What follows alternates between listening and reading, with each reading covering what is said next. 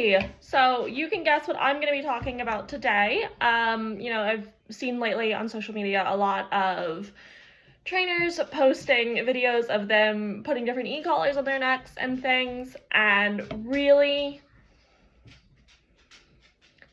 I just want to put out how Darren and I typically go about conditioning our e-collars and what that actually feels like. To give you guys kind of an honest opinion here on what a good quality e-collar feels like on the low levels that it should be conditioned at.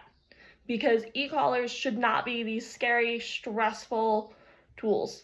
That being said, you also shouldn't go out to your local pet store or get on Amazon and just order yourself an e-collar. So please don't do that. Get help from a professional before you go out and buy an e-collar. They will either direct you or, many trainers I know, like us, sell e-collars to our clients so that we know they are getting something good quality. So typically when we condition an e-collar, what we do is we find the lowest level that the dog can feel, and that is the level that we would condition it on. So you see the light up here blinking green. It will flash red or stay red when I use the e-collar. Here you can see it's on setting 1, and I cannot feel that. We're going to go up to setting 3. Nothing. We'll go up to 4.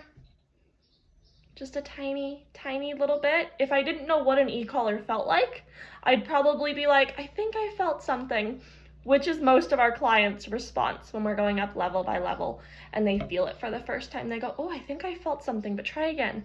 No, press it again, let's see. So we'll go up to 4 because that's what I would do for the client or the dog when they're like, did I feel something? No, I didn't. I think I felt something. No, I didn't. We'll go up to 5. Yep, so 5 I can feel. It really is just like a little pulsing tapping sensation. With an e-collar, a good quality e-collar, there's no stinging, there's no burning. It doesn't feel like an electric shock. So I can even go up to 6, 7, I'll go up to 10 for you guys here. 8, no discomfort. 9, no discomfort. 10, no discomfort. It gets more distinctive as I go, but it doesn't become painful or scary.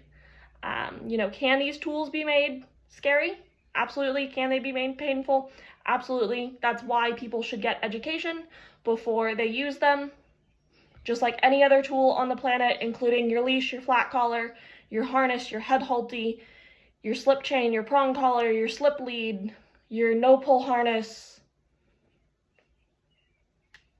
Yeah, your crate, your electric fence, all of those things. Just get out there and educate yourselves, okay, guys? All right, now that I'm off my tangent, we're going to go back to the first level that I thought I felt.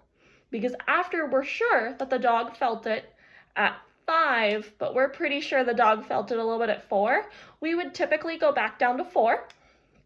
So we go back down to 4, I can just barely feel it. Honestly, if I'm talking, I can't even feel it anymore because of the vibration from my throat to the collar. It's so soft that once I start to talk, the sensation from the e-collar goes away. That's how sensitive and slight that Stim is at 4. So what we would do is, this would be after the dog has some basic commands under its belt.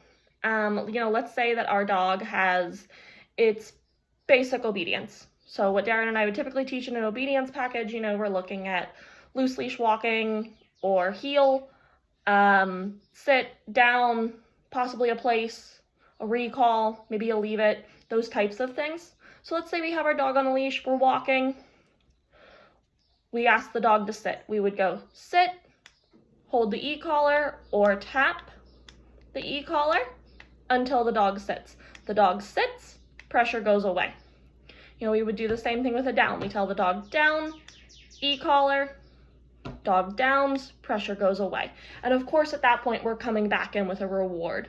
So whether that's praise, whether that's play, whether that's a treat, whatever that is, this is the conditioning stage. The dog is learning. The dog now has something new to think about. And we want to keep that process very rewarding, very positive. So, yeah, I think that is all I have for you guys here today, though. I just wanted to give a little demonstration and kind of diffuse some of the fear that's getting passed around. It's really, really unnecessary once you take time to educate yourself and really just open yourself up to the possibility of how these things can be utilized. And that there are many different roads to Rome. All right, have a good day, guys.